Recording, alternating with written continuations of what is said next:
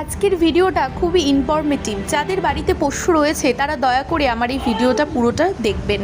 অনেকেই আপনারা গরমকালে পোষ্যের খাওয়া দাওয়া নিয়ে প্রচণ্ডভাবে চিন্তা করেন। তাদের উদ্দেশ্যে একটা কথা বলে রাখি, পোষ্যদের এই গরমকালে হজম প্রক্রিয়া অনেক ধীর হয়ে যায় এবং খিদেও অনেক কমে যায়। শরীর অতিরিক্ত গরম হওয়া এড়াতে এবং শক্তি সঞ্চয় করতে এরা খাবার কম খায় এবং হাঁপানির মাধ্যমে শরীর ঠান্ডা রাখার প্রচেষ্টা করে এবং কম শারীরিক কার্যকলাপের ফলেও তারা খাবার রুচি অনেকটাই হারিয়ে ফেলে। কিন্তু আপনাদের পোষ্যের পিতামাতা হয়ে কিছু টিপস মাথায় রাখতে হবে, যেমন হালকা খাবার দেওয়া। গরমকালে ভারী খাবারের বদলে হজমযোগ্য হালকা খাবার দিন, যেমন দই বা ডাবের জল বা দুধ। এদের শরীরকে অনেকটাই ঠান্ডা রাখতে সাহায্য করে।